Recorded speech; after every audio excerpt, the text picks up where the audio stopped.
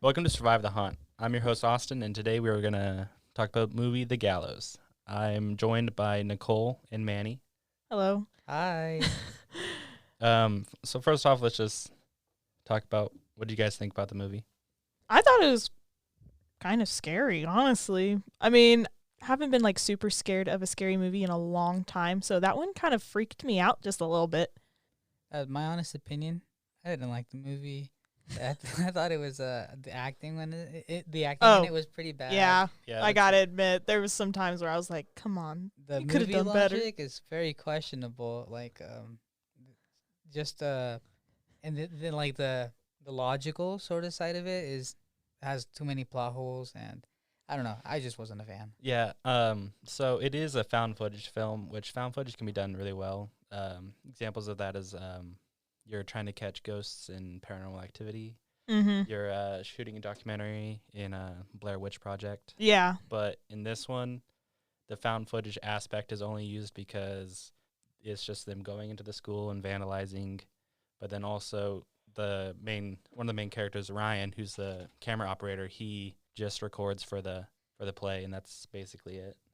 Yeah, making fun of students and stuff. Yeah, which he is insufferable, Mm-hmm. especially in the very beginning. He's a terrible person in general. Yeah, it's this whole movie's filled with the whole Click.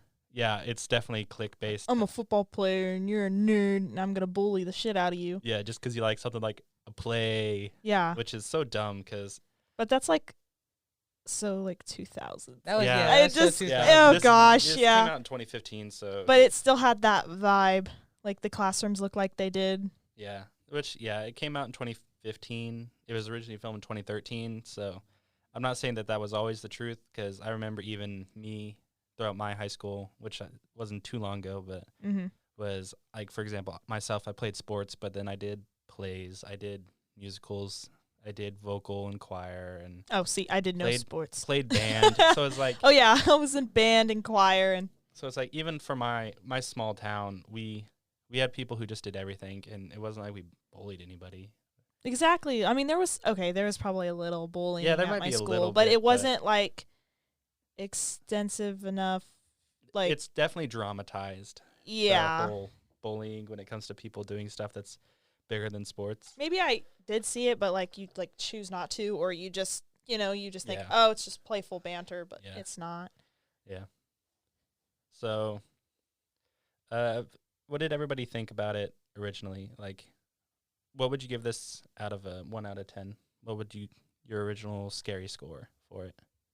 Okay, scary score, like where it freaks me out a little bit. I would say a good 7. Okay, let's add to that, like, also overall story. Like, what did you give it out Probably. of a 10? 5.5. Like it was good, just a smidge more than average, I guess. So I'd give it like a 3 out of 10 on it being scary because it just mainly relied on jump scares. And then story-wise, I'd give it like a 2. I did not like the story. It was not good. It freaked me out a little bit, but I get more paranoid, I think, than Manny might.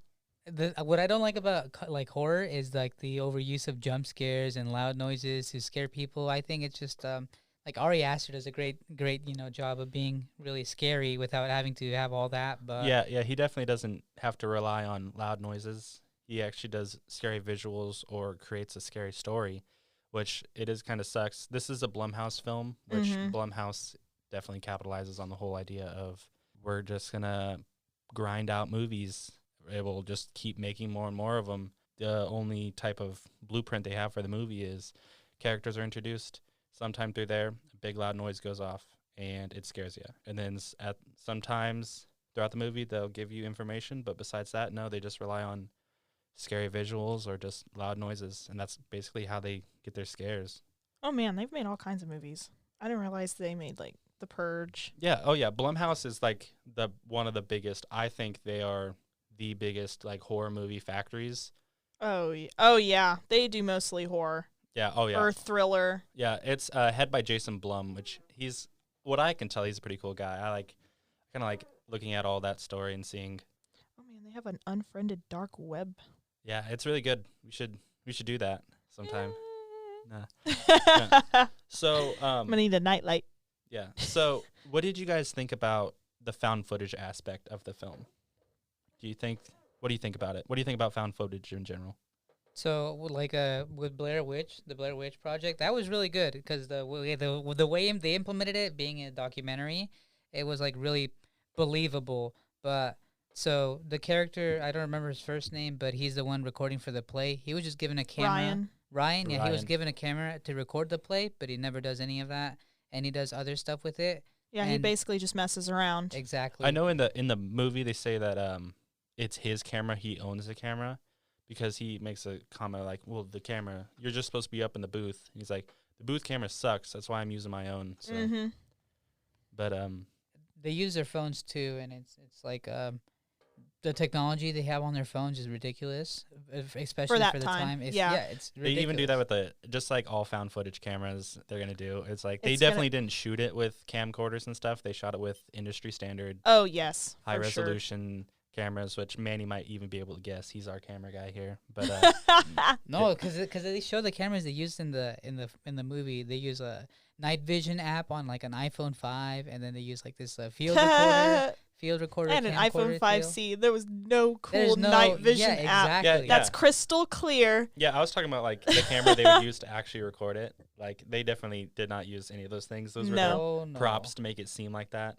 Because a lot of found footage and how they produce found footage movies is they bake into the movie a premise or a reason why people use a camera. We just talked about that with Blair Witch. Mm-hmm. But another thing they do with found footage films a lot, which they use the actors' real names. And that really became popular after the Blair Witch Project and like Paranormal Activity.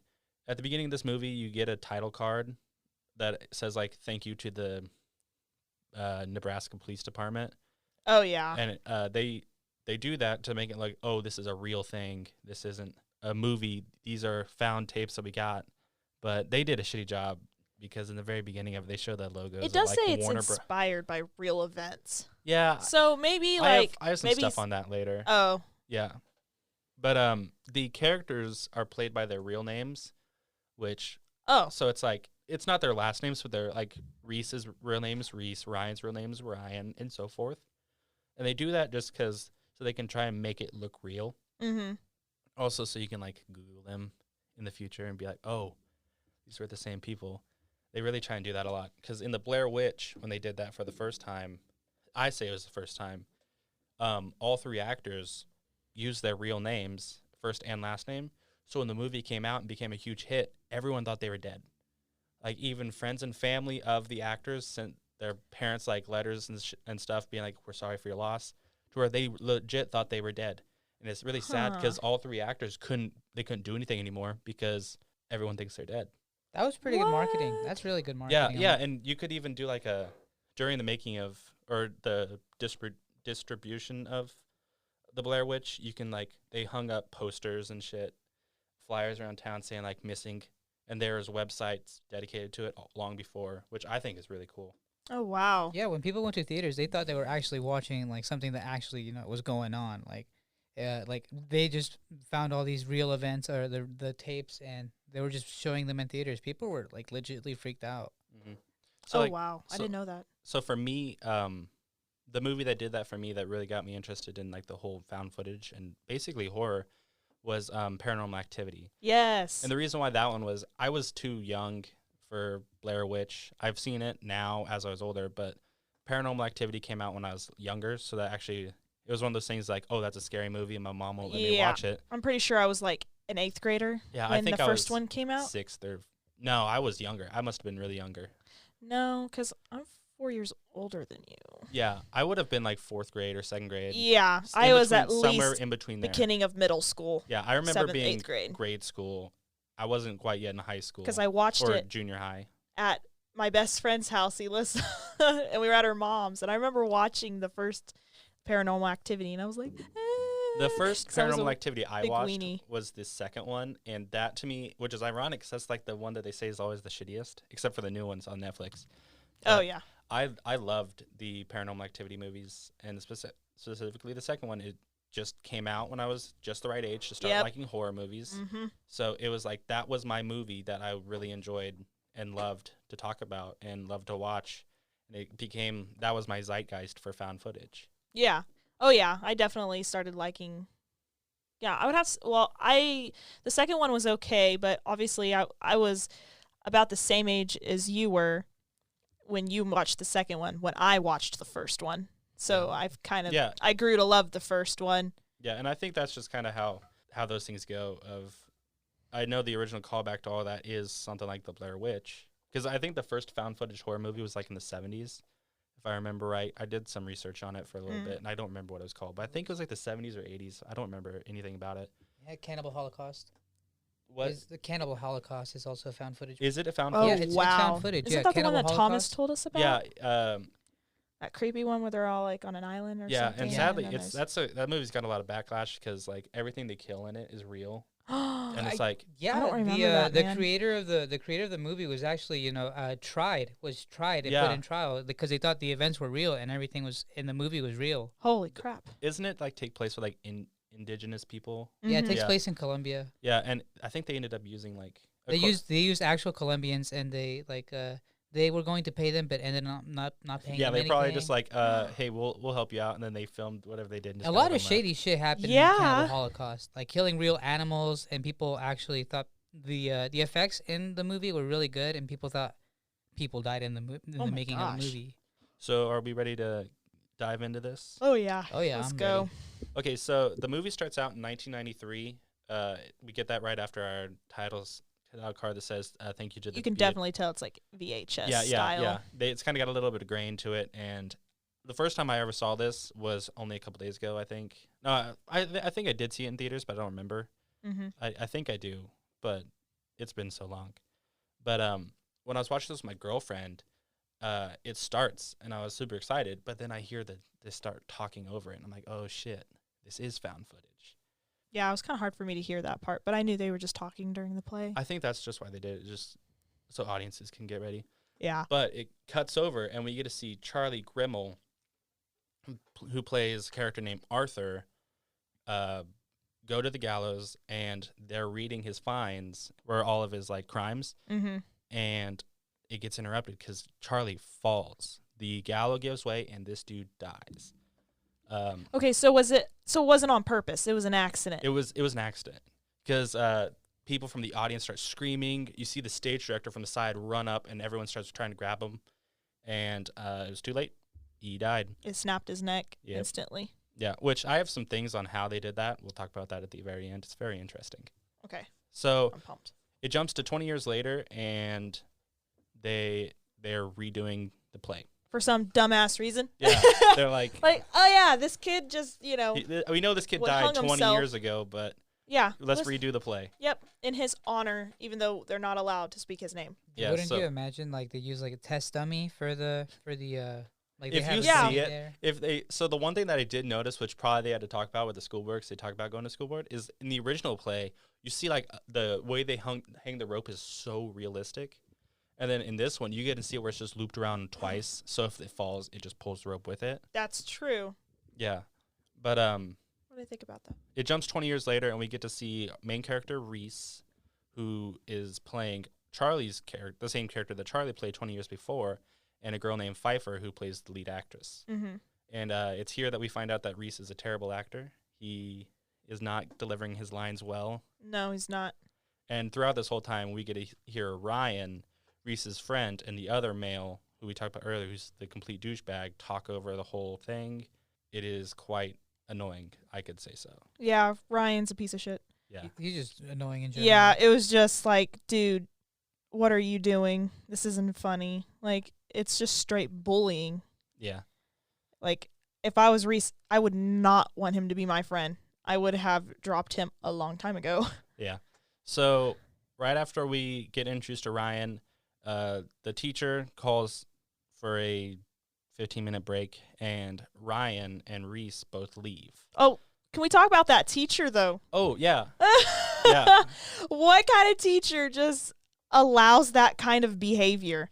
Yeah. Like, nowadays, we'd get fucking suspended for, like, 2 weeks Yeah, for even so- saying, like, a cuss word to someone in high school. Yeah, the teacher is definitely a pushover when it comes to, like, probably discipline. Ryan disrespects the guy to his face the whole time. Oh, yeah. Every single second he gets. Yeah. And we get to see Ryan do shit to other people. And even right now, Reese and Ryan both leave. And Ryan, because he's a quarterback, goes to football practice. And while there, we get introduced to his girlfriend, Cassidy. And they talk. We find out that she's a bitch herself. Average cheerleader Yeah, bitch. average is the popular girl, kind of bitchy type person that no one likes. And they're still talking about Reese doing the play. And a stage boy. Because he throws a football at the stage boy. Yeah. Yeah, and the everyone- nerds. yeah. They're weren't they waving or like saying Yeah, hi? they're Or like- saying hi. They're saying they were making fun of Ryan for being a football player, like Ryan made fun of them for being a state. For, oh, like, so it's drama. just like a constant back and forth. Back and forth between them, which they were kind of nerdy, but come on, they don't deserve I it. didn't pick up on that. I didn't think they were making fun of Ryan. I think they were supposed to, but Ryan throws a football and hits the stage boy in the face, and of course because he's a nerd, Which was so planned. yeah. Oh my gosh, that was just like, Yeah, since he's a nerd, everyone starts laughing, and he's like, "Oh, I'm so hurt." The way he That's the falls over, terrible- it's like, Yes. yeah, it's so dramatic. That's just like, imagine your hands going, It's jiggling like in the handsome air. Squidward, handsome Squidward falling and hitting his face. Yeah. Victor's with ugly Squidward.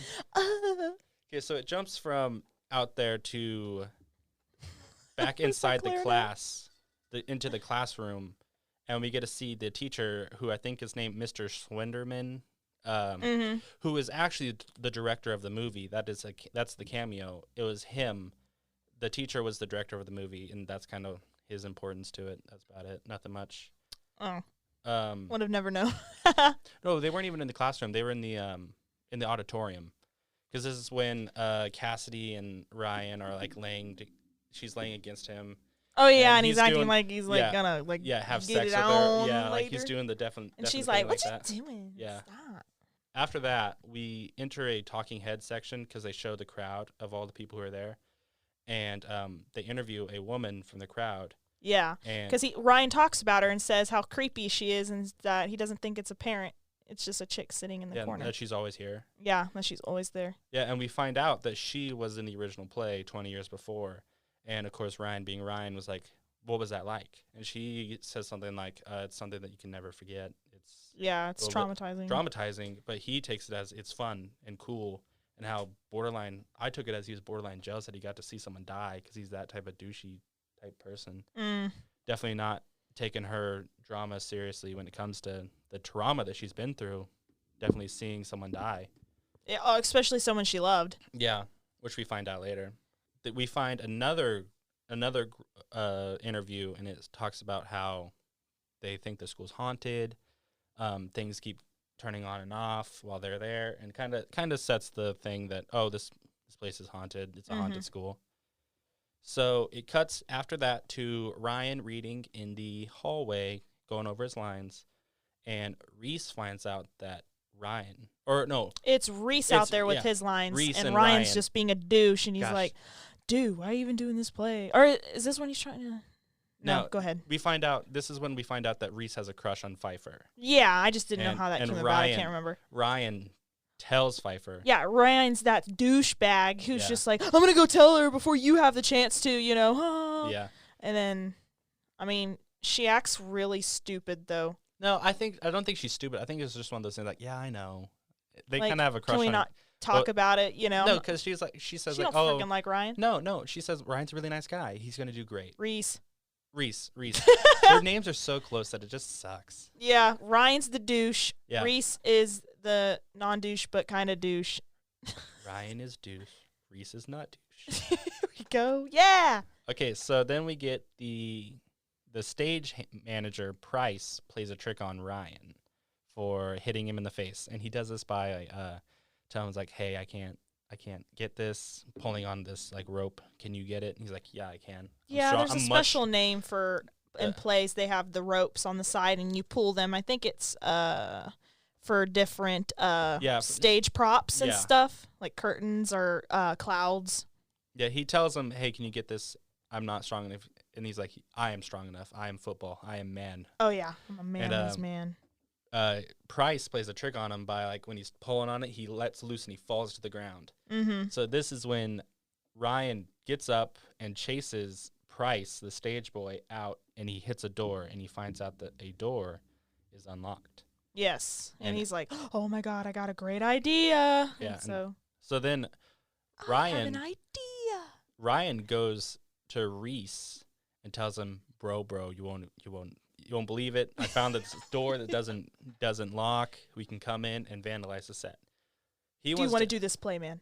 Do you want to do this play? And Ask he's him, like, "Do you really want to do this?" and he's like, what are you talking about, bro? Like, Yeah, so they hatch a plan to come in at night and sabotage the set, break up the set, and he plays it to Reese as if after it's done, Pfeiffer will be sad, and if she's sad, someone's going to be there to which is console so her. manipulating Yeah. this kid. Like, Yeah, poor use- little Reese, using his man, it's little kind of crush, stupid. I'm like, his little really? yeah. Come but- on. They decided to break up the set, and we then jump to When they go to the locker and he vandalizes that stage boy's clothes. that's much later. Oh, much Oh, later. No, they were planning it out. So it was just them and Ryan, and then Cassidy wants in on it, and he's like, Cassidy wants to be invited, but Ryan's being a dick about it, and then he like simped Yeah, over. he's like, you're a cheerleader and you don't need. to Oh, be yeah, doing you're a this. And then cheerleader she who just does like gives him that cheerleader. like girlfriend stare, like, Yeah. I'm gonna beat your He ass. tells her, like, And you you- do girl things like cheerleading and other dance stuff. and then I'm it's like, just quiet, and then all of a sudden he's like, I'll "Fine, pick you up you at go." 9. Yeah.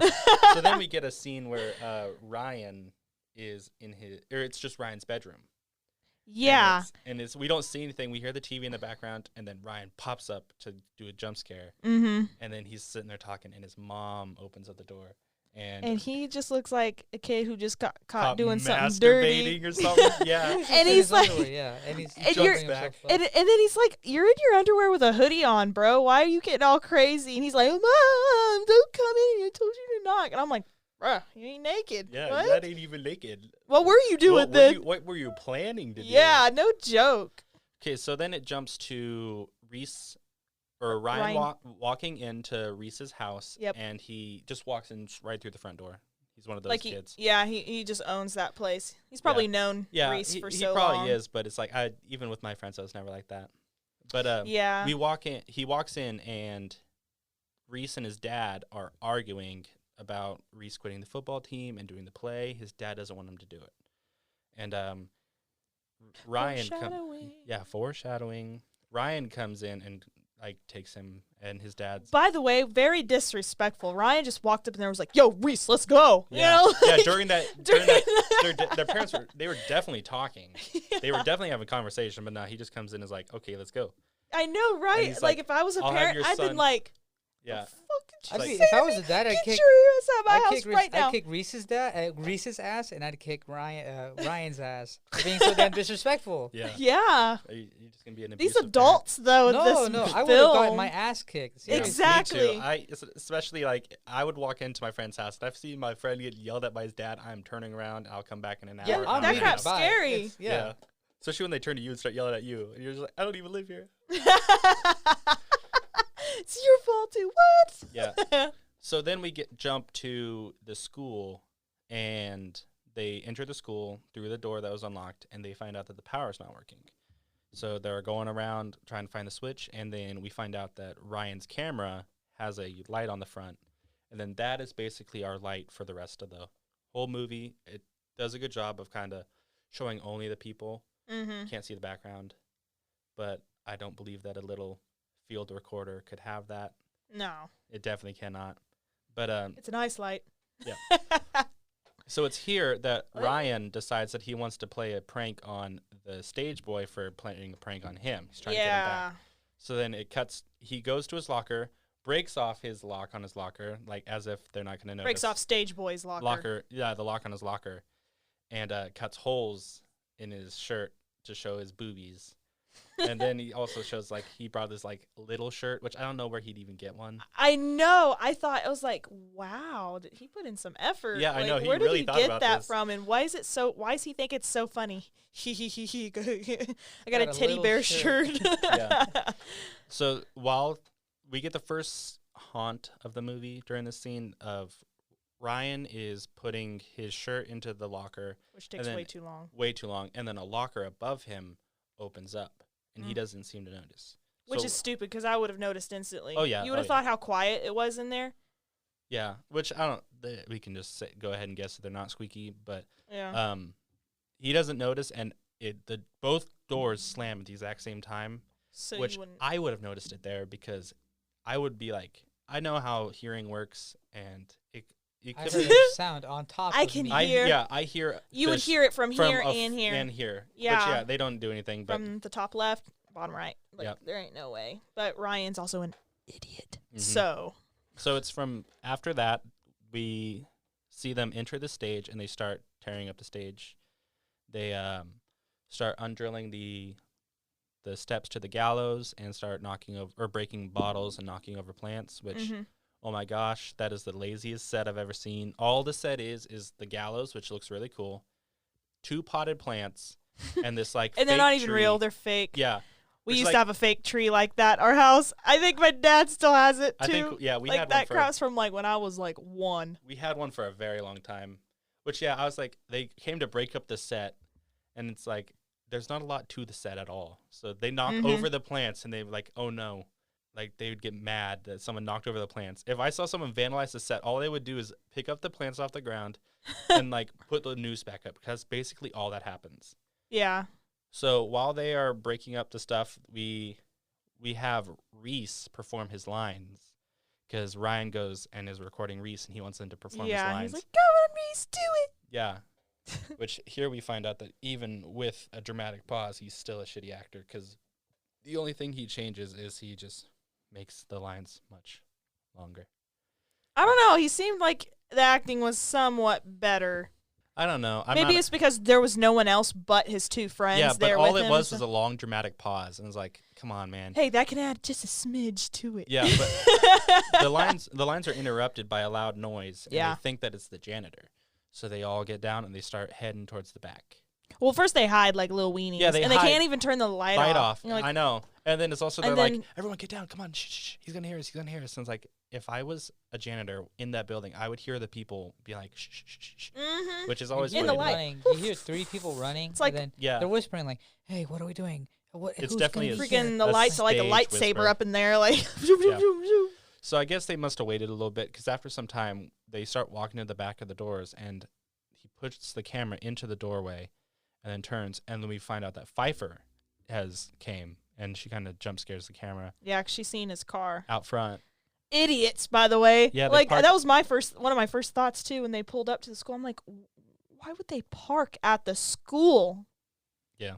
Or at least close by. Like you should have parked blocks away and then walked. So Ryan Yeah, or Reese we know how to do tells this. Reese tells Pfeiffer that the reason why they were there was to practice the lines, because he needed some more practice. Mm. And they set down the camera and they have a whole moment together. And Which Reese knows that camera's on. yeah, he just says, "I'm just leaving it for the light. Just leaving it for the light." That's Ryan. Ryan's the one. Ryan. But Reese knows that camera is filming. There ain't no way. Yeah, they film everything. They film their vandalism. They talk about Yeah, it. they definitely incriminate themselves. Oh yeah. Oh, for sure. yeah. Big idiots. So Ryan downloads a night vision app on his phone, Mm-hmm. and Cassidy starts to put the set back together. And Ryan's like, why are you putting it back together? We're fine. He's going to make up a lie, and we're all going to get away scot-free. And Cassidy's and then him start arguing about, like, oh, we shouldn't have done this. But she already knows Yeah. we're going to get in trouble. Yeah, If we so- put it back together, maybe she won't tell kind of thing. Like, Yeah. well, So Ryan decides to take Cassidy home. Like, Cassidy's, I'm just going to get her out of here. She's being a bitch. He's being mean about it. And we find out that the doors are locked. yeah, and he's like, no way. Like, this was supposed to be unlocked. Like, it was broken. Why isn't it broken? Like, Yeah. Some invisible force is holding it. Yeah, because then they're all joined together. Pfeiffer and Reese come and join them at the back door, and they're like, it's locked. And all of them try to push open the door. Then they're like, oh, and we'll then it's just a montage of them. all just trying to push open the door. And we get to see Different the cool doors, too. Yeah, no. So what happens is we get to see, they do this a lot in the movie where they're like two different, they play with time in a weird way. Mm-hmm. Of it, we see the recording from Ryan's phone, his night vision camera, and then we see Reese come in with the camera that they use, and then we see that same shot again, but from the camera's perspective, and they do that every once in a while. Cassidy tells Pfeiffer what their plans were here because she's getting scared, because they all are. And then they all kind of walk to the office because they're going to go use the office phone because none of their phones work. And we get to see that now the set is back all together. Everything's put back up, which they didn't do. And they kind of talk about it a little bit. And it looks exactly like it was in 1993. We get to see that the noose is hung the same way. Oh, yeah. Definitely looped more tighter. Yep. So they all go to the office, and they try and use the phone. All the phones are dead. And while there, Pfeiffer's like, hey, guys, what's this? So it leads us to this back room where on the TV is playing a tape from 1993, and then a newsreel that talks about, just gives us our information dump. And here we find out that Charlie, who died, wasn't supposed to play the main character. No. But the main character was sick. So then we find out the girl who was interviewed earlier was the girlfriend of Charlie. Yeah. And they talk about how he wasn't supposed to be there. And then it shows the original cast. Reese sees something that they don't see, and he starts freaking the fuck out. Oh, yeah. And so he just starts running through the halls, leaving Ryan, taking the camera and leaving Ryan, and goes up to the awards. Yeah, though, I think it's just where all the play Trophies stuff is. Oh, yeah, their little Broadway section. Yeah, he goes and finds the photo, and on the back of it is written all the names of all the people, and it says the character Arthur, and it's Ryan's. Or is Reese's dad. I think I said something out loud during the movie where when they first showed it at the beginning when they were actually in school, I was like, that kind of looks like that guy. I think they just did it to 100% solidify, because, I had the same thoughts, and then I was like, okay, it is his dad. Mm-hmm. So it's related to him in some way. Yeah. Could I butt in and just before, so it's showing his dad in because it was on the video, on the VHS tape and on the static TV where they go in there. I thought it was Reese himself, but it's Reese's dad. So he calls in sick, and now Charlie is dead. So what sort of wouldn't Reese be happy that his dad is alive and that he's No, I think he's kind of dumbfounded by the fact that his dad, not purposely, because we don't know if his dad was a douchebag or not, but his dad was the reason for this kid's death, which if I find... Well, it kind of seems like his dad was douchey in that way, because he's like, don't quit football. Yeah. Or maybe he was just trying to save his him, kid. Because maybe his dad dealt with some things about the fact that, he was sick and a kid died that would have been of it. him. So he's like, if you think about it, he could have died and Reese wouldn't have existed. It's like, I don't want you doing the play because I did the play and it hurt me, so I don't want my son doing it. So that's probably why he was mad that he quit the because football Charlie team. died, man. He does not want the same thing happening twice. And if I was a parent, I would have been like, fuck no, you're not doing that. Not with my kids. The same play where he almost died. Yeah, no joke. Yeah, it's crazy. They mention loosely about all the things that it took the school board to try and get them to do the Gallows again 20 years later on the exact same date of the anniversary. So, I wouldn't have allowed that to happen. If I was a school member in that, I would be like, hell no. If I was the principal, I'd been like, nope, sorry. So while they're finding out all that stuff, Ryan gets separated from the group. Yeah. So he pulls out his phone, and we get his perspective of everything. So Ryan is on this, I'd say, journey. He's walking through the school trying to find them, but he sees the maintenance room is open. So while he's there, he's walking through the maintenance room, and we see that the janitor has been by, because he mentions, oh, this is the janitor stuff. Because he's food. His food and his drinks there. And early in the movie, they talk about oh, is he going to be here late tonight? And he said, yep, always. So while he's looking around in the maintenance room, they find this tiny door. Yeah. And he says to himself, screw it, I'll go in.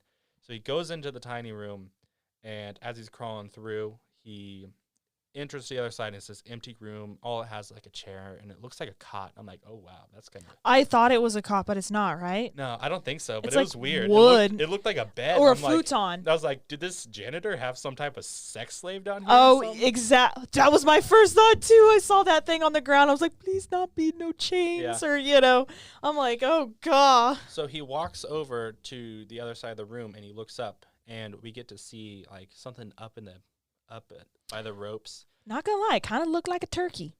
Okay. It's supposed to be the body, and according to IMDb, it's supposed to be the body of the janitor. Which, yeah.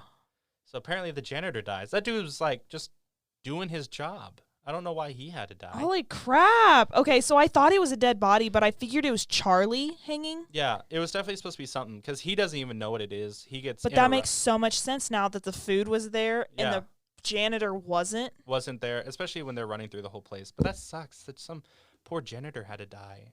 No joke. Yeah.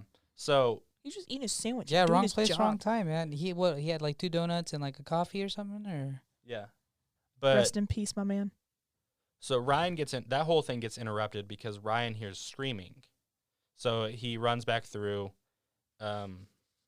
But did he figure out what it was? I don't think he did. No, I don't think he did either.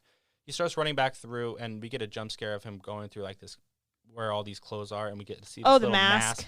which didn't scare me. It's supposed to be scary because he stops and pauses on it. I think it was so fast that I didn't even have time to really get scared Yeah. by it, you know, A lot because of- usually jump scares are like, bah, and they rest on it for a good amount of time. But this one was just like, boom, go, keep going. Yeah, a lot of this movie's pacing is super fast for things to really set in. Where it's like one thing scares you, but then you're still scared from that first thing that nothing else really scares you. It just doesn't hit like I think it should. Mm-hmm. So they all meet up. Ryan gets back to the group, and the 4 of them all meet up, and they're all talking. Reese tells Ryan that it was his dad. It's his dad's fault, and they're all sitting there talking in the hallway.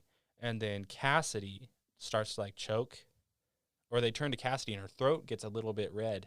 You can kind of see it turn red. Yeah. And then she's lifted off the ground. But not before they hear footsteps up above them, Yeah. walking. Yeah, And you're just kind of like, holy crap. that's like, creepy. Those are like loud. Some loud ass foot, Yeah, like brick shoes. Uh-huh.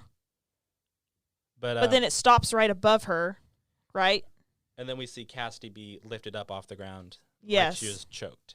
So after Cassidy gets hung for that little bit, Mhm. they all go back to the stage. Yeah. And Pfeiffer points out that there's a vent, which I wouldn't look at a vent and be like, that's our way out. But Ryan takes that as that's how he's going to get out. He is definitely he's going to climb this big ladder, open up this vent, and climb through and get out and let them all out. While he's doing that, he angers the ghost by saying Charlie. Pfeiffer says, "We don't say that name. Stop saying that. That's bad luck."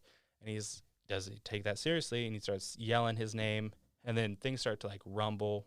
We hear footsteps, things crash, and everyone's screaming. Everyone's mad, and Ryan starts to climb up the ladder. And when he gets to the top, he's thrown back. Yeah, while continuously saying things about, Yeah, calling out the ghost. yeah. But he's thrown back, and we don't see what happens yet, but we just see him on the ground, and he's definitely in pain. They're all, like, around him. He's screaming. Yeah, which made me was like, what's wrong with him? Because you don't see, like, it seems like his hands are fine. I don't know. At first, I thought it was just the initial shock of falling from that high. Just the scare itself. Yeah, maybe just being freaked touched out. by some kind 'Cause of he was force. pushed. Yeah, he was pushed. He was off the- pulled, Yeah. like, woo! But then,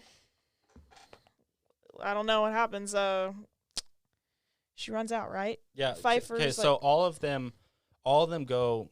Reese tries to go get the first aid kit, which I think is in the like somewhere else. Mm-hmm. And so all of them leave. The 3 of them leave, and we see Reese's perspective of everything. They run down. They're trying to get stuff, trying to get the first aid kit, and Pfeiffer's with them. They kind of start talking about, "Oh my gosh, what was that? Oh my, we're kind of scared."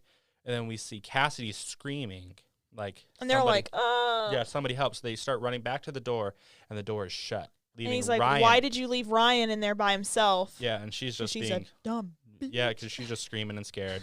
But then we hear that Ryan's on the other side of the door. We don't know what's happening, but we hear talking. He's yelling, and then it's quiet. Yeah. So then the door unlocks. You hear something hit the door, and it unlocks. And they go out there, and they're like, "Ryan, where are you?" They're looking around trying to find him. They eventually find a camera. As they reach at the camera, he pulls it up to his face, and then that footage cuts out. So then it jumps back in time just a couple minutes earlier to Ryan's phone in his pocket, Mm-hmm. and we see Reese and Pfeiffer leave, and Cassidy's there with him. Yeah. He pulls out his phone and looks at his leg, and you can tell that thing is broken. Oh, yeah. The Oh, bone yeah. is out of the Yeah, leg. That's like, He's bleeding, compound fracture. Everyone's screaming. Cassidy talks to him, or is freaking out, rightfully, because I would be too. And they're talking, and then he's like, "Go get them, go get them." And she leaves. So then we see Ryan. Ryan records her leaving. And then we see the door shut, and then we hear them hitting on the door, trying to get back in. So it's from here that we get Ryan's perspective of everything that happens. It starts out with him just alone. He pulls out his phone, is looking around, trying to see everything. He doesn't see anything. They show us the doorway, and nothing's there. Then he surveys the area, goes back to the doorway, nothing's there. He looks around one more time, and he goes back to the doorway, and the hangman's there.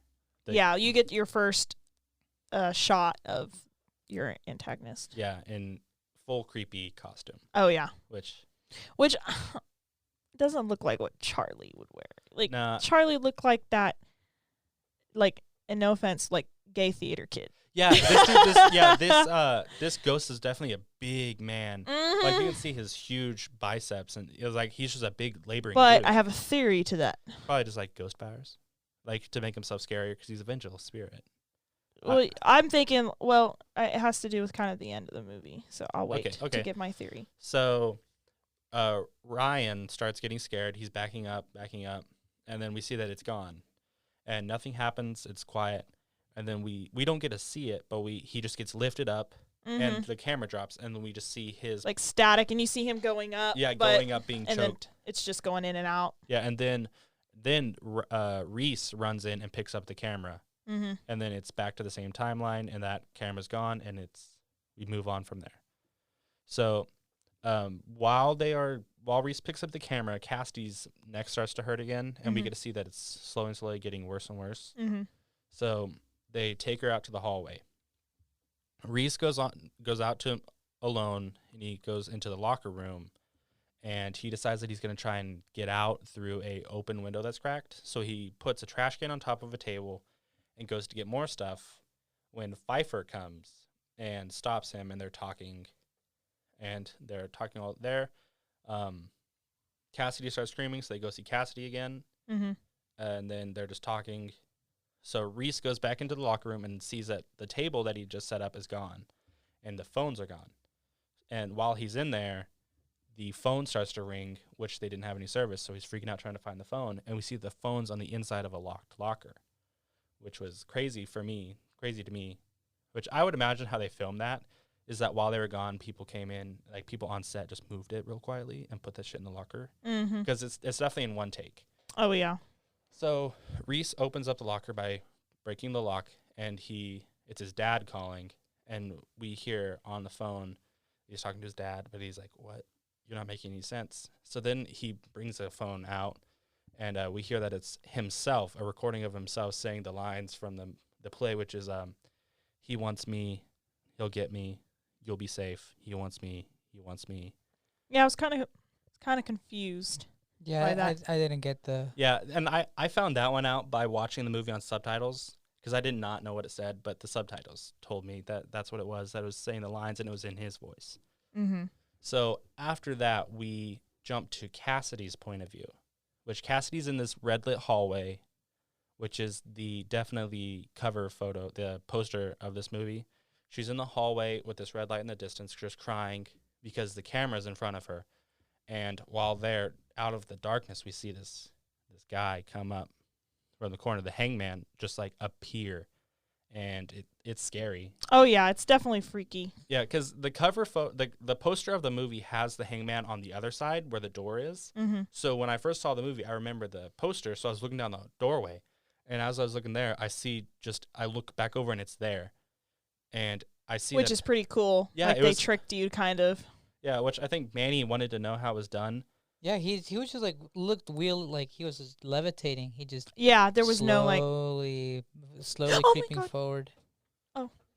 For those who don't know, we just got scared. Someone came in and scared the shit out of us. And I stopped talking, and I was like, you know what? It's just the security guys. It's okay.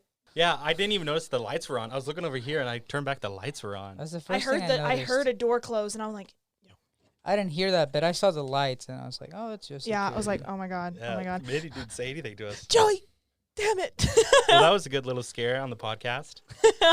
So after the ghost appears behind Cassidy moves forward, and then we get to see that she's looking around, and then the noose appears around her neck, and it lifts her back and kills Cassidy. Cassidy is dead. Oh yeah. So then Reese and Pfeiffer are the only two left, and they run in and pick up the camera, and we see her shoe there, and then they just leave it like that. It's here that they come up with the idea to pull the fire alarm, because Which I thought about earlier in the movie. I was like, why don't they just pull the fire alarm? Because then the Someone will firefighters. show- Or break yeah. down the doors. They're like strong football guys. Like 4 people against one door hinge. Oh no. Yeah, I think Yeah, it's demon doors, though, like demon logic, where it's like, it's... Because I think about that all the time. Yeah, if they can do manipulation and They illusions. can make a door stronger. Mm-hmm. But yeah, they decide to pull the fire alarm because they think that'll get somebody here, and then they'll be saved. Yeah. So they pull the fire alarm, and nothing happens for a second, and then it goes off, and everything turns red, and then the siren goes off. Which is way freakier, I feel like. Just with everything going red, when Cassidy's killed, we see that the whole place is red. Yeah, Why I was is about it to red? Yeah, I was supposed to say that Like it the turns emergency? everything turns red like emergency lights, but that was already red. I was thinking that exact same thing. It's just to make it scarier. Yeah. Like, was it an exit sign or something? It could have been. Yeah. I- It was like really bright though. But- Yeah, it was ridiculously bright. Yeah. Yeah, because I was thinking that exact same thing, because the red light for a little bit is now our light for it. But as they are talking, the camera moves down. We see a shadow approaching throughout the floor that flashes in and out, and it's just getting progressively closer. And then the camera goes back up, and behind Pfeiffer we see the hangman. So that sends them upstairs, and they climb a ladder up to like the balcony part Yeah. of the stage up above. And that thing got close. Like, Yeah, I mean, he was pretty It much. like grabbed his shoe. We see it like grab his shoe, which Yeah. it didn't scare me anymore. I didn't 'cause- get the demon logic in this. So it's physical. It could grab you. It could disappear, reappear, but it also has to climb upstairs to chase you. I think and, it's just. like, are you able to hurt this ghost? Because it turns invisible and lifts up Cassidy in the beginning, right? Remember that? Yeah. It's invisible and lifts her up. So we didn't see this thing, but we heard it on top. I don't think anything in like. It'd have to be like something with like faith. You And- know, and you then it can't killed destroy Ryan. or hurt I any think an it's entity. just it manifests itself in different ways. Well, it's also in October. It's yeah, the middle of the October night. 23rd. Yep, it's really close to Halloween. You know, it's the day of the anniversary where it's probably the strongest. You know, it's just there's a lot of factors, and it's late at night Yeah. too. So like, And it's a horror movie. So. Oh yeah, that too. Sorry. I just like to get into these things. Yeah, you know, yeah, like- which I think about those things too. But so they run up the ladder, and then we see them run through this like maze of where we see like water pipes and things, just like stuff that would be up in an attic of a big building. Pfeiffer is running down a hallway, Mhm. but then decides to stop because she says like, I don't want to go in there. And you're like, why? Yeah, you've ran this far. But you just don't know. Yeah. I don't think they ever really explain that. They either. don't. Like, was she just so scared? She was just like, I can't. Yeah, because this is when Reese starts to like gives her composure. Is like, it's okay. I'm sorry. This is all my fault. Which no, it is not. That is No. not your fault.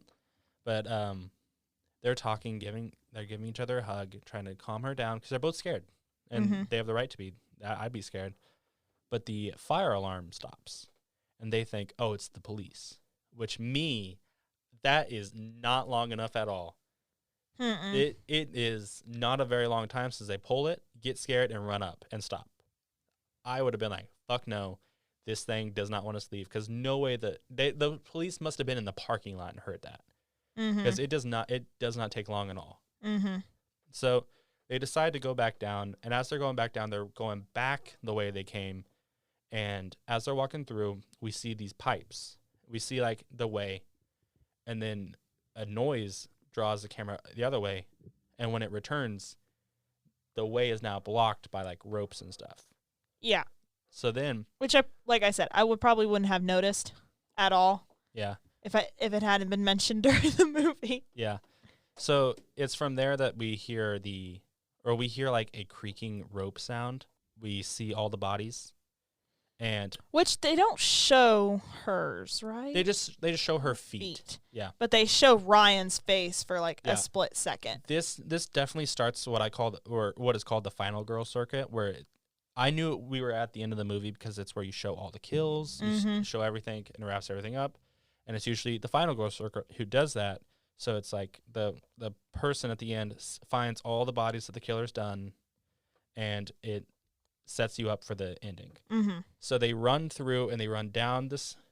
They climb back down the ladder, and they are on the stage. And Reese is like super okay. Yeah, Like, he's very calm. I think Very calm. He might just be so freaking petrified at this no, point. I think he's just trying to be strong. for her. Yeah, Yeah, because she kind of a little bit calmed down when they get down, because then they see that the door on the other side of the stage is open. Mm-hmm. So Reese books it to the other side. Which you'd think he'd be holding her hand. Oh yeah, I would have been or- holding her Yeah, hand. I'd be How can you running hold a off. hand and hold the camera still at the same time? 'Cause He has the camera pointed down. He's Yeah, running to he's the door. just like hold pointed her hand down. and the thing at the same time. Like, yeah. So he gets outside and he's like, "Whew, we made it." But he looks around and Pfeiffer's not with him, and we hear Pfeiffer on the inside choking in the middle of the stage. mm-hmm. So like a dumbass, Reese runs back inside. Hell no. Yeah, I no. called the police, man. I'm like, you just wait. I'll go back in there when there's 20 more people with me, minimum. He's But- just choking. He's like, hold on, wait. Yeah, but like the simp he runs back inside and he helps Pfeiffer. He was thinking about it. He was like, should I go away or should I go back inside? Go But away. that death And then he could went be back on his inside. conscience. Yeah, which it's also his crush, so he'll do anything, Mm-hmm. whatever he gets made you the bad laid. decision of running by himself and not holding hands and Yeah. leaving together like The a one team. time you should hold her Yeah, hand. moral of the story: hold hands. Oh, Manny, yeah. Oh, we're yeah. holding hands right now. We weren't even scared. No, so Reese runs back to the middle of the stage, and the light turns on, and the shot dissolves out, and it's now a wide shot from the balcony. So where Ryan would be. would have been. So that we're back to the started beginning the play. again. Yeah. It's that shot, and we see Reese and Pfeiffer there, and the lights come on, and that's when they find out it wants us to perform. Reese gives the lines that they've throughout the movie of like he wants me, it's me he'll get. I'm not scared. I sacrifice myself for you, like those cringy ass lines. Mm. And then another light turns on and it shows the Shall gallows. we? Yeah, it shows the gallows. Yeah. Which Reese then understands that as, it wants me dead. And if it gets me dead, it'll let you live. Mm-hmm. So Reese climbs the gallows, puts the noose around his neck, and is waiting there. And Pfeiffer does not leave. Which is really weird. Like, I thought, she would try and escape. Yeah, But she because just- she doesn't leave, and she calls him Arthur, the character's name. Yeah. And Reese starts yelling at her like, go. You don't have to do this. Stop saying my name. Pfeiffer, get out of here. And she's still delivering the lines. Yeah. And then we see it cuts with the hangman walking over, and it's him yelling at her to leave, and she's delivering the lines, and then Reese drops, and Reese dies. Mm-hmm. Pfeiffer gets up, walks to the front. Yeah, I'm still confused. I'm like, why isn't she bawling her eyes out? Like, why is she not crying? She stands up, she walks to the front of the stage, and bows. And while doing that, we see that the hangman is bowing with her. After they've bowed, it goes quiet for a little bit, and then we start hearing clapping. Which I just assumed was the hangman or like Charlie. Mm-hmm. So then an audience light comes on, and we see one woman in the crowd clapping, and she gives a standing ovation. We jump from that. We get police body cam footage of 2 police officers entering a house. Which means they've already found the kids' bodies. But I don't know if they ever said anything about why they were there. I do They not think don't. No, I think they just walk in. Yeah, they barge in there with their gun drawn. Yeah. Totally something you don't want to do.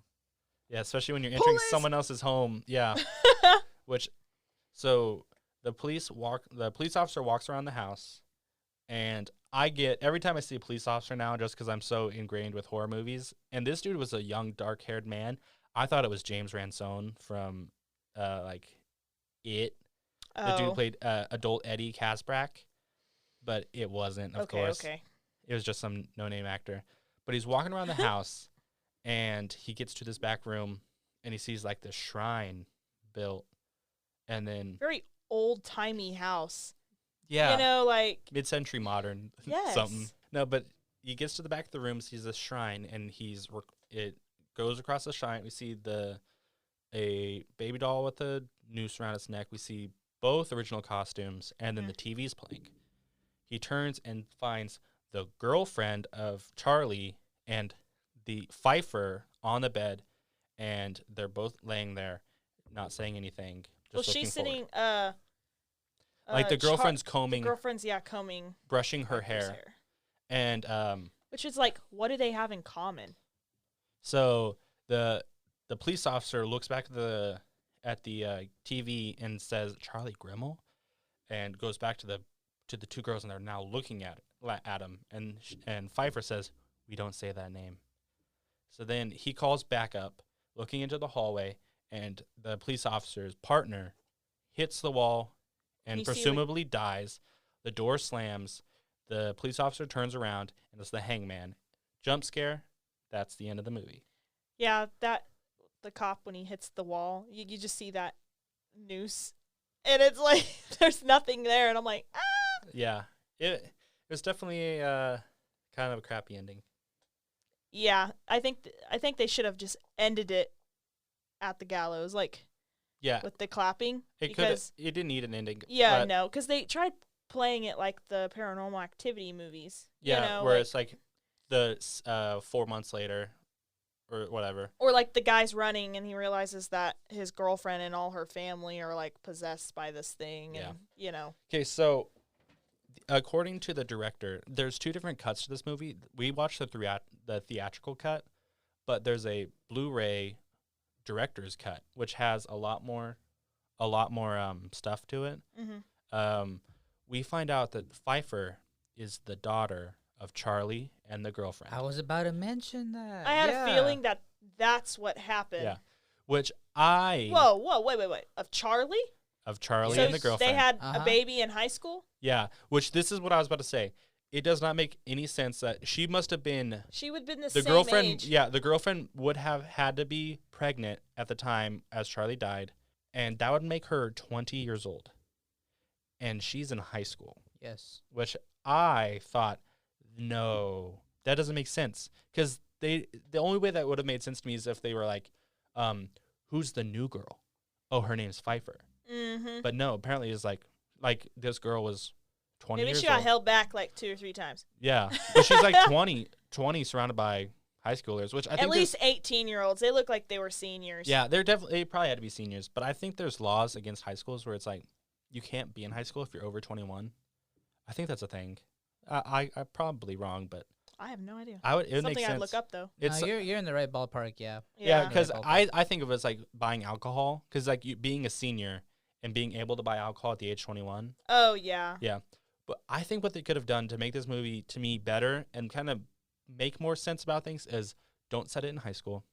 Set it in college, a college production. Because the actors are definitely older. They're definitely doing that whole thing where it's like, oh, these high school kids, when they're played by 27-year-old people. I wish they would have just set the whole thing at, like, say, a JUCO or just a college and have it be a college performance, because then it would be able to make sense 20 years later. Pfeiffer being there. And it doesn't matter what aged- age you are. Yeah, she would have been 20, but no, she's apparently she's 20 years old, or barely almost 20, 19. Well, yeah, you're right, though. Yeah. She artificially inseminated his sperm into She- herself. I just grew it up to be like When she got paranormal older, crap. she's like, keep me some. Yeah, that's I need his baby.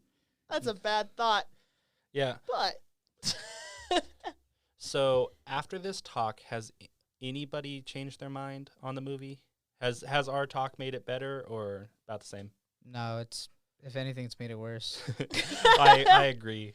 I mean, like I said, I get freaked out by certain stuff, and I feel like I put myself in their shoes, like, and that's why it freaks me out, because if I was in that situation, I'd be having a heart attack, which then makes me have anxiety, you know, and feel like, oh my gosh. But I think that's why movies, like horror movies, are scary, and that's why people do it, is because they're like, if that was me, holy shit, what would I do?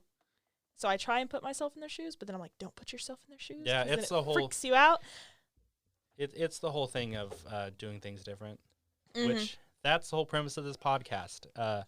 We're now going to enter our what would you guys have done to survive the haunt? Nicole, say that you were in a character in this movie, you were Pfeiffer or Reese. What have you have done that would have made you survive? Oh man. Honestly, well, if everything was locked and I couldn't get out, well, my first thought would have been like shattering windows, especially the front doors. There ain't no way that they didn't have front doors that had, you know, glass. Like glass. every high school has those. Like, so I would probably tried that. If I hadn't went into a full-blown panic attack, I don't know. I might have sat and cried. Yeah. Maybe banged on the door until I was literally bruised. Mhm. Because my adrenaline would have been on fire. Like, I would have been going. I'd have been like, we got to find a way out of here, guys. Like, I can't do this. Okay, so Manny, what have you have done to survive the haunt? I would have broken down the door. I would have convinced everyone to run out the door all together. Like, if all of us, at least, like 4 people, 200 pounds of force, that thing is broken. Something differently, keep everyone together as a group. I don't want anyone to split Hold up. hands. Yeah, and I'd make Ryan shut the hell up. He's like riling up the ghost, and so. Oh, yeah. I He would would've- have already been knocked out. Yeah. Mm-hmm. Yep. Or duct tape. I'd find some duct tape. Oh, yeah. Mm-hmm. So yeah, break down the door, stick together as a group, and like start to ration stuff out. Because if you pulled the fire alarm then and just waited the whole thing out, you know, it would have been fine. Or if you broke down the door, it would have been fine. Or if you even if That you know of. yeah. Yeah. They didn't even really try it. So if I was in their shoes, one example is you see that like Reese runs out. I wouldn't have came back. There is power in numbers. Even though Pfeiffer was in there, like at the very end. But when we all know she would have been dead by the time he got back. I would have just keep running. If I made it outside, I'm outside. And call that selfish, but it's me before we. And they weren't even dating. yeah. But if for some reason I wasn't able to be outside, I would have done like what you guys said of we are not splitting up. If stuff started to happen, we are going somewhere and we are sitting there until morning and someone finds us. Yeah. The 4 of us are going to be sitting in a circle with our backs all to each other looking in different directions. We are not moving. Because I don't think that it would try and kill all 4 people at the same time. I could not agree more. That's like the thing that I would do. Get everyone Never together. be alone. Yep. Yeah, because it definitely doesn't stop time or anything. Time's going. So they just have to wait. They just have to wait, say, 4 hours, 5 hours for someone to come. Yeah, because it won't physically drag 4 of them all the way back to the stage at the same time. And I would have just found somewhere where it's like impossible for it to like do anything. So really small, like closet or Small something. closet where it's like it can't. Oh God, though, you don't know. Claustrophobia would step in, but yeah, I would not anywhere tall because it could Yep. live somebody up. I would just find somewhere, and that is where we're staying until the morning because someone would come. I would tell everyone to put their hands here, like Yeah. on their necks too, just to kind of just so in case that tried to strangle them, But when you're going through something like that, like your thought process is not the same. Yeah, and we always say that as like people make bad decisions in horror movies. There's even one of my favorite movies of all time, Cabin in the Woods, explains some of that in a retcons that whole idea. But people make bad decisions in horror movies just because you're in the moment, and it is easy for people to be a Sunday morning quarterback, where you're after watching the game, you know exactly what people would have done, and not in that moment. So I don't want to I think they did what they could do in the moment, but knowing what we know now, I would have done it much different. Mm-hmm. Okay, so this movie came out in 2015 on July 10th. That's my birthday. Is it? Yes. July 10th? July 10th Well, is my happy birthday, 2015. Thanks. I was 18. Jeez, you're old. Because I was 18 my whole senior year. We graduated in 2016. Okay, so the tagline for this movie is "Every school has a spirit." That was at the bottom of every poster. As we sit in a part of a school. Yeah, as we sit in our school, looking around, getting scared by lights coming on. I'm really glad that you're facing towards the door and I'm not. No, why? I didn't even notice the light come on to get us getting scared. Because you would still see, but I heard the door through our microphones earlier, and I stopped talking, and I didn't want to ruin the podcast, so I kept going, and I was like, I totally heard that. Yeah, and then it opens up, and I was like, that is scary. Okay, so the production companies that did this was New Line Cinema. They do a lot of movies. And then Blumhouse. We talked about Blumhouse at the very beginning. Blumhouse is known for scary movies, horror movies. Horror genre, for sure. Yeah. I would love to work for Blumhouse. Like I said before, that I would love to as well. Mm-hmm. But Jason Blum, from what I've seen, looks like a cool guy. And I know why I love horror movies so much is if you ever get the chance to watch background footage on making horror movies, you can tell everyone has such a good time. I don't ever see, and it probably does happen, but for the most part, I see in like the behind the scenes people having a good time, people are laughing, having fun. And even we know for doing some type of stuff that you just have fun on set. And I think a horror movie, is some stress though. Yeah. But they probably just don't show that. Yeah, but I see it happens a lot where I see a lot of people having a lot of fun and a lot of actors talk about that's some of their favorite stuff. So I think that Blumhouse would be it would be someone cool to work for someday. Or exactly. Yeah. I would love to interview Jason Blum, the CEO and founder of Blumhouse. And part of their whole like narrative as a company is they give these small budgets to these filmmakers, and they make their movie. They'll fund them and they'll help them out as much as they can, and then they distribute it. And they just make so many of them, and they make so much money from them. But it gives the chance for these directors to do something. Yeah. So with that, can anyone guess what the original budget for this movie was? I'd say like maybe at most $100,000. Do you remember how much Malignant was? Malignant was like Malignant. couple million. Yeah, Couple million. Millions, yeah. Okay. This is a found footage film. Remember that. So it's gonna be a little lower then. Yeah. Oh yeah. Yeah. Blair Witch was like $10,000, right? Yeah. Yeah. Oh gosh. What do you think this budget was? I'm gonna say it's lower than $10,000. I mean, you can find this stuff anywhere, right? Yeah. Like schools, you can find these actors. I mean, like nothing was super expensive, other than like cameras probably and lights. Yeah. And costume. I guess there's a lot to it. I guess. Yeah. So Manny was right. The estimated budget for this movie was $100,000. Heck yeah. Oh man, I didn't You had to hear rent you out say a that. school. You had to pay your actors. You had to pay your, director of photography. You have to get really nice cameras. You have Wait, yeah. so how much was the other one that you said earlier? $10,000. Blair 10? Witch Project. Yeah, I have some things about the Blair Witch Project. So why was that one so cheap? That's a really sad story, and I can tell you this. The original actors for the Blair Witch Project, all three people, who we also mentioned earlier, lost their whole acting career and basically their whole lives due to the movie, only got paid $1,500 each. What? And they never made any more money after that at all. Just $1,500.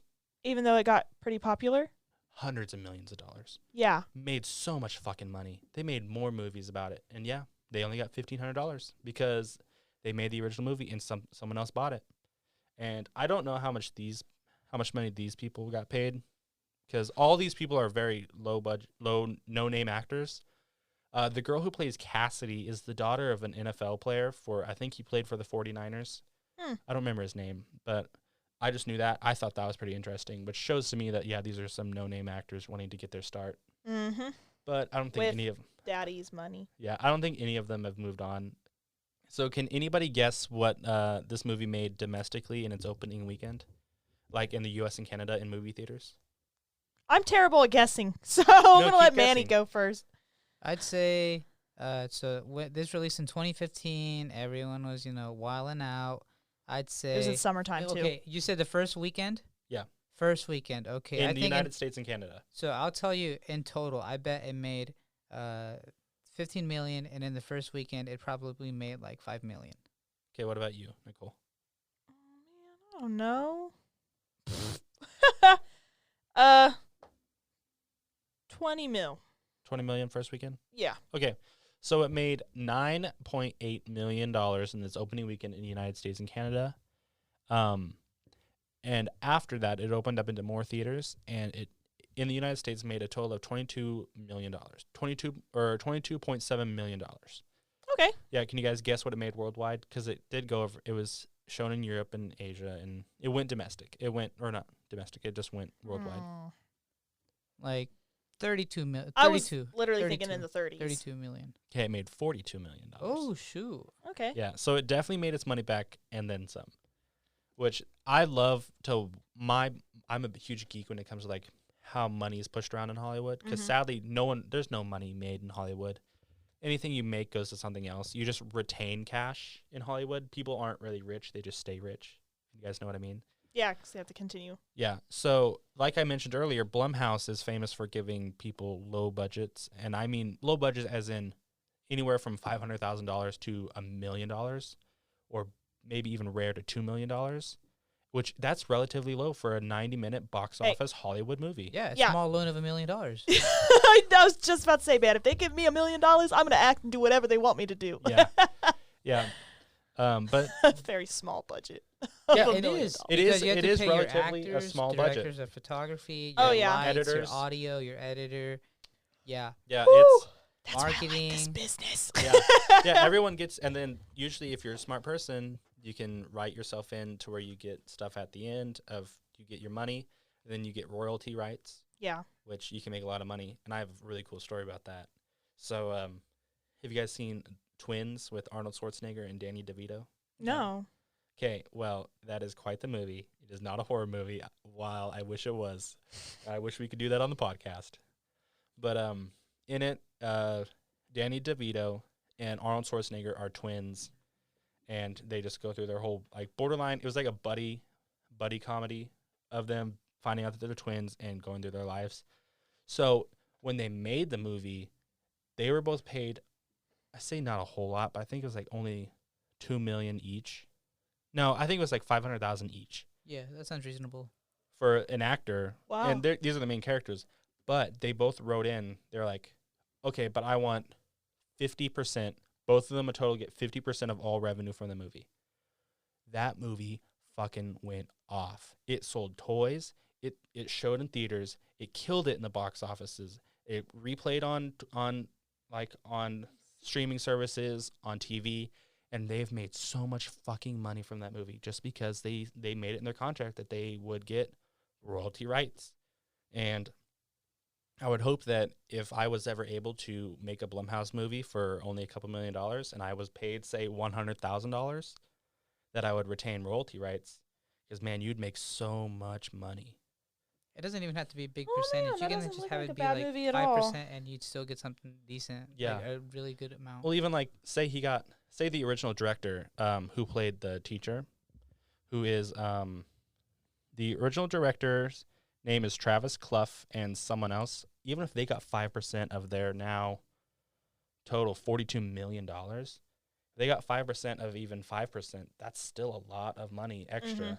And because they sold the movie to Blumhouse and New Line Cinema after it did its screening tour, which Blumhouse bought it after it premiered, I think, at South by Southwest. I think it was that or the Toronto Film Festival.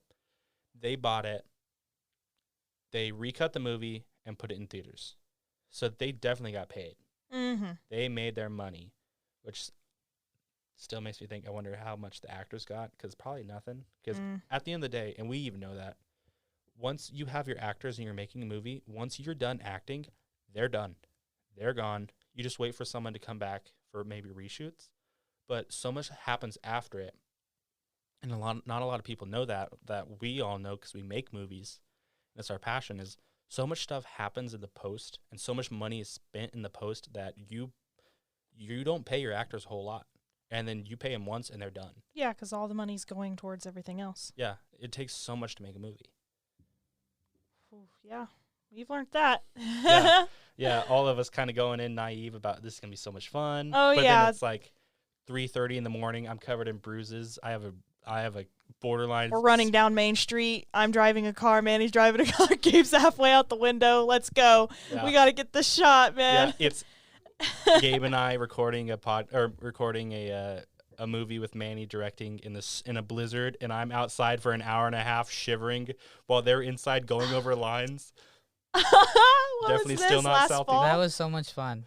Yeah, it's so much fun for you guys. Oh yeah, wasn't I there too? Yes, You were The there in blizzard, the because morning. I had to go back out and go get a different They SD canceled card. school the next day, and I was Yes. outside during the blizzard with audio equipment, shivering my ass off, while you guys were discussing in the hot heating car, discussing lines.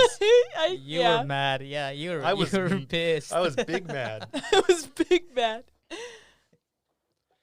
Okay, guys. So thank you guys for coming.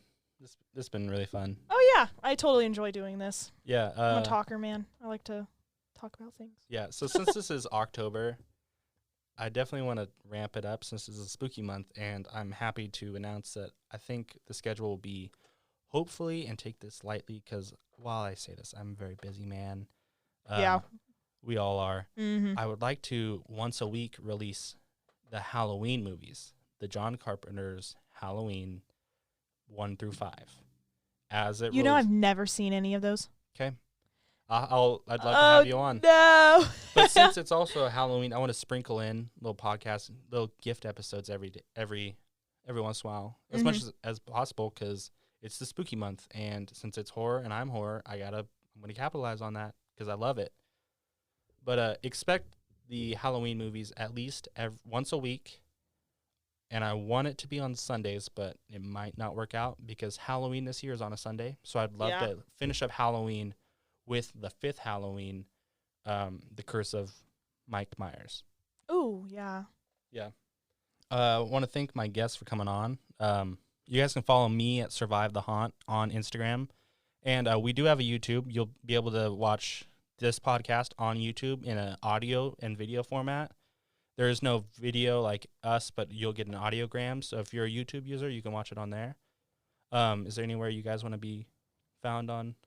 Not currently. I haven't really put up anything yet, but if I'm going to be on this podcast a lot more often, then here soon. Definitely in the next one. Yep. Sometime I'd love to have you guys put up your Vimeos sometime, or your stream. What is it? The Vimeo? Is that your? Yeah, you can that's use your that or video. YouTube or Yeah. Instagram. Yeah, just get you guys work too, because both of you guys are very talented at what you do. Sometimes I feel like I'm the person who's kind of lacking because I'm making this podcast while you guys are out there making videos. Don't feel bad. I feel like that every day Yeah. compared to everybody else. Yeah, so. I definitely am very blessed to be around a bunch of talented individuals that I hope that one of us go far and bring us all back into it. I hope one of us gets really rich and popular, and Yeah. then, hey, I want you to come help. And you're like, ooh. Yeah, What's I'll in the happily do whatever is needed. If any of us make it into Hollywood, I'll do whatever they ask. Whatever they ask. Whatever they ask. Okay, so thank you guys for watching. It's been fun. Yeah, thanks, guys. Yep. Thanks for having me. Bye-bye.